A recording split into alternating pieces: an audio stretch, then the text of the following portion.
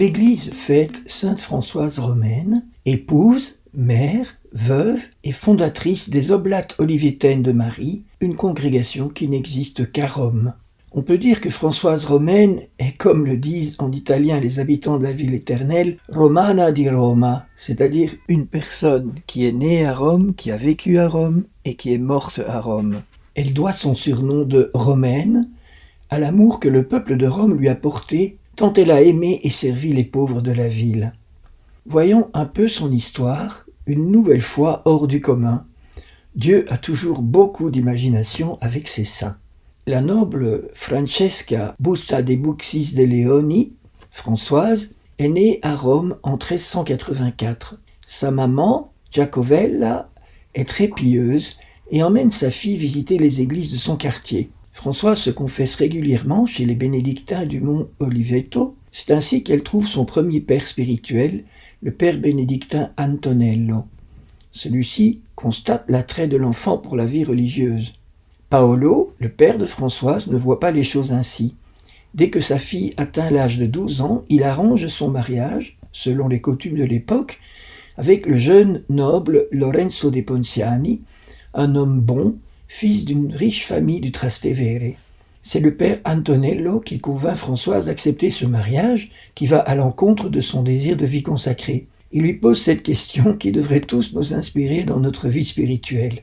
Pleures-tu parce que tu veux faire la volonté du Seigneur ou parce que tu veux que Dieu fasse ta volonté ? Françoise décide donc d'accepter la croix, de ne pas devenir religieuse, et elle épouse Lorenzo de Ponciani. Une fois mariée, Françoise va habiter dans le palais des Ponciani, mais elle tombe alors dans une profonde anorexie, une grande prostration, jusqu'à ce que, à l'aube du 16 juillet 1398, lui apparaît en songe saint Alexis, un saint qui s'était enfui de chez lui quand sa famille avait voulu le marier de force. Et saint Alexis lui dit « Tu dois vivre, le Seigneur veut que tu vives pour glorifier son nom. » À son réveil, Françoise obéit de tout son cœur. Sa vie change, elle accepte pleinement sa condition d'épouse, et à 16 ans, en 1400, elle tient le premier de ses 6 enfants dans ses bras, Jean-Baptiste, Battista en italien. 3 de ses enfants mourront en bas âge. En plus de Battista, 2 dépasseront l'âge des nourrissons, Jean l'évangéliste, Evangelista, et Agnès. Mais seul Jean-Baptiste est arrivé à l'âge adulte. Les 2 autres enfants sont morts de la peste, respectivement à 9 ans et à 5 ans. À l'époque de Françoise, la ville de Rome traverse des temps très difficiles. Le grand schisme d'Occident, commencé en 1378, divise l'Église. Pape et antipape se disputent l'autorité sur l'Église, l'un à Rome et l'autre à Avignon. Rome est abandonnée à elle-même. Il manque une autorité centrale et reconnue pour maintenir l'ordre et permettre la prospérité. En outre, la ville est saccagée et occupée à 3 reprises par le roi de Naples, Ladislas di Durazzo. Il y a des scènes de guérilla urbaine. La ville de Rome, qui du temps des empereurs romains avait plus d'1 million d'habitants, s'est réduite à une petite bourgade de pauvres. La situation est dramatique. Dans ces circonstances, Françoise et sa belle-sœur Vanozza se consacrent à l'aide des miséreux et des malades qui sont légion dans la ville. En 1401, à la mort de sa belle-mère, son beau-père Andreozzo, qui a une grande confiance en elle, lui confie la responsabilité de sa maison. Françoise en profite pour augmenter sa générosité. Elle a maintenant accès à toutes les réserves, garde-manger, caves, greniers, etc. En peu de temps, elle a épuisé toutes les réserves de la maison. Le grenier est totalement vide. Andreozzo est furieux. Il reprend les clés. Mais quelques jours plus tard, les greniers et les tonneaux de vin sont à nouveau miraculeusement pleins. Andreozzo est un homme charitable. Voyant le miracle, il rend les clés à sa belle-fille. Ce miracle encourage Françoise dans la générosité, et dès lors, elle est connue et admirée dans tout le Trastevere à cause du miracle du grenier. Et un groupe de dames se réunit autour d'elle pour suivre son exemple. À la mort de son beau-père, avec l'accord de son mari, François vend tous ses bijoux et donne l'argent aux pauvres. Elle s'habille d'une simple bure. Elle mendie aussi pour les pauvres, s'attirant les moqueries des nobles romains. Le peuple de Rome la surnomme la poverella del Trastevere, la pauvrette du Trastevere. Plus tard, c'est ce même peuple qui lui donnera le surnom de Romaine, en reconnaissance de tout ce qu'elle a fait pour les pauvres de la ville éternelle. Sa réputation de sainteté se diffuse partout, et les miracles qui lui sont attribués se multiplient. Françoise commence à bénéficier d'illuminations célestes, de nombreuses extases et de prodiges. Elle fait des guérisons. Elle est aussi en lutte fréquente avec le démon. Ces attaques du diable sont si éprouvantes que le Seigneur permet à l'ange gardien de Françoise de se faire visible pour mieux repousser les tentations et réprimer tout ce qui pouvait empêcher la progression de sa sainteté. Toute sa vie, Françoise le voit à ses côtés et peut converser familièrement avec lui.